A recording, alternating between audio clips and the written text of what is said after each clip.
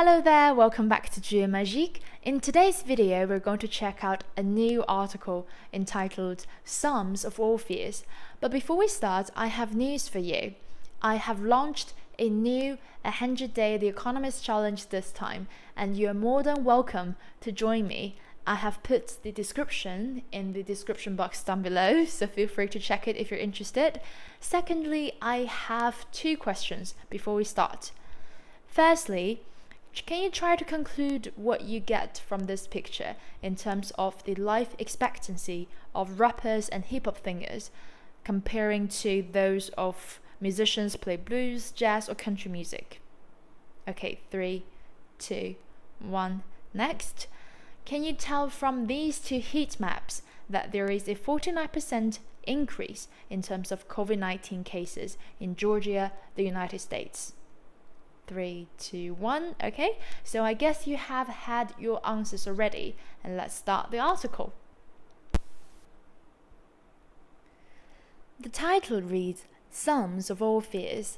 It is actually the name of a novel written by Tom Clancy in 1991. A decade later, it was adapted into a movie, How to Debunk Dodgy Data.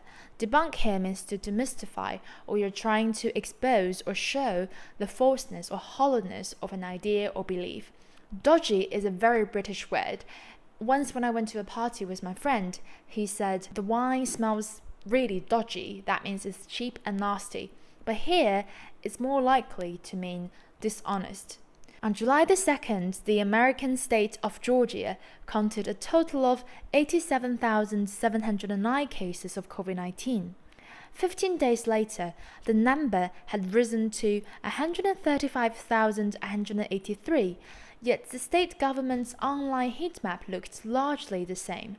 That is really weird, as we could see from these two maps. There appeared to be no increase in the number of crimson-red areas where the outbreak was most severe. So crimson is a shade of red. Here are basically the most popular shades of red.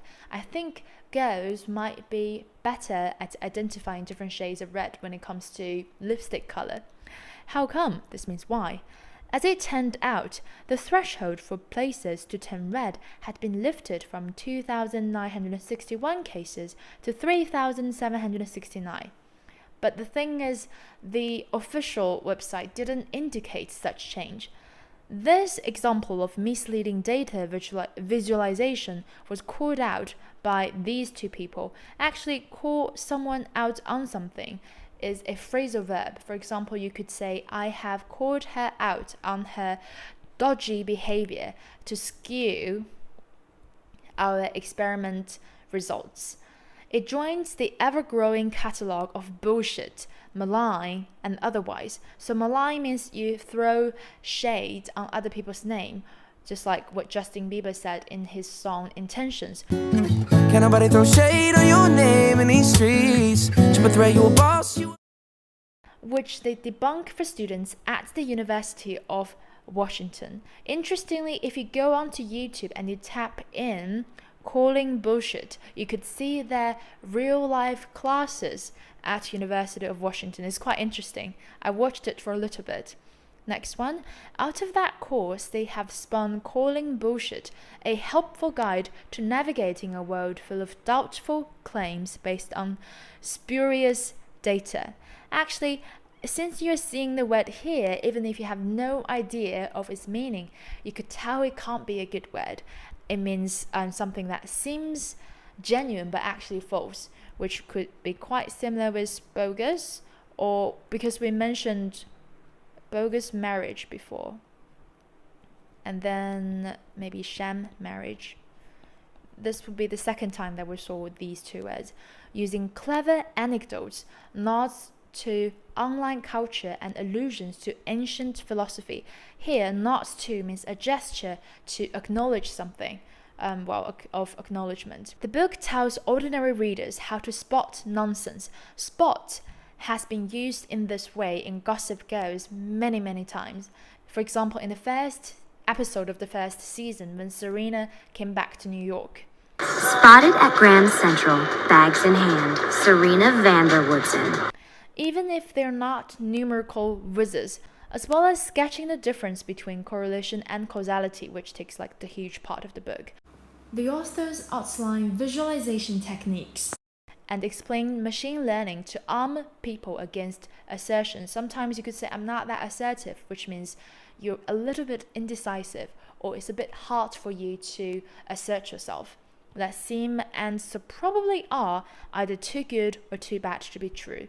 I have downloaded the book and I have linked it in the description box down below, so you can download it for free.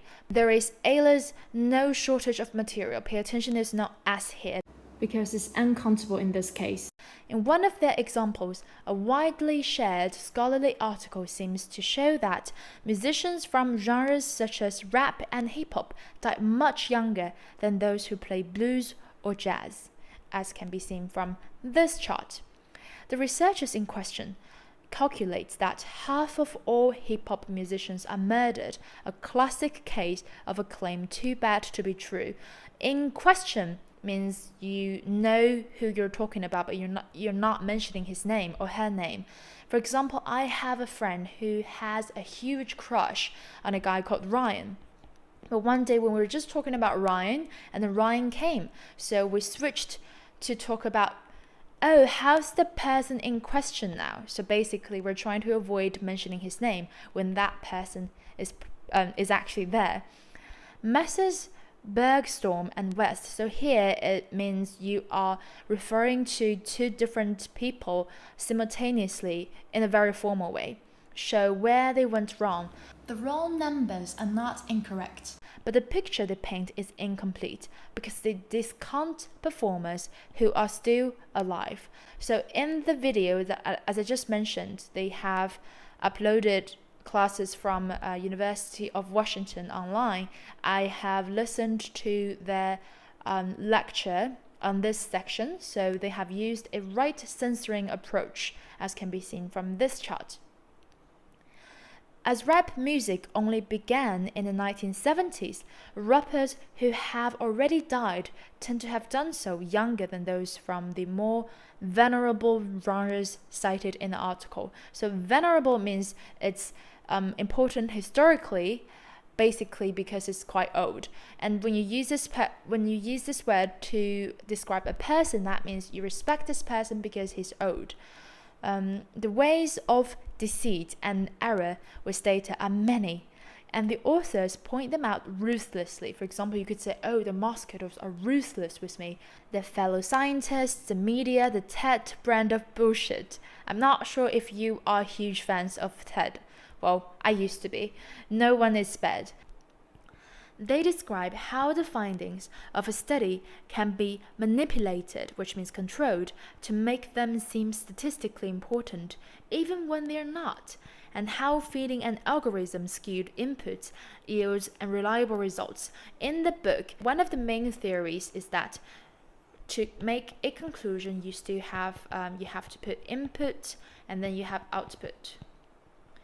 But if your input is skewed, which means it's changed or altered, usually in a very bad way, you're going to have unreliable results. For instance, in 2017, two scientists sparked ethical concerns by claiming to have built an algorithm that could guess whether a person was gay or straight on the basis of pictures gleaned from a dating site.